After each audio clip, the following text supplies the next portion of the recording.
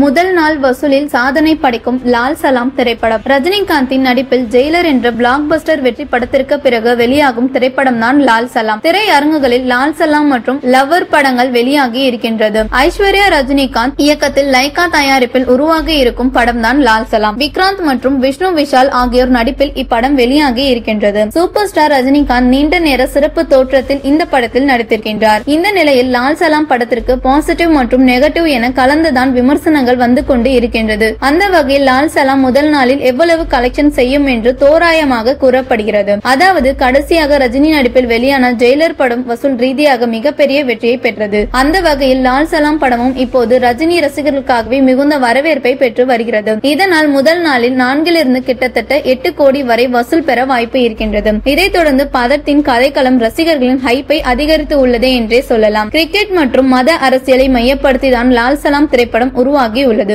இது போன்ற ஒரு கதைக்களத்தில் ரஜினி போன்ற ஒரு சூப்பர் ஸ்டார் நடிக்கின்றார் என்றதும் எதிர்பார்ப்பும் அதே சமயத்தில் பரபரப்பும் உண்டாகியுள்ளது.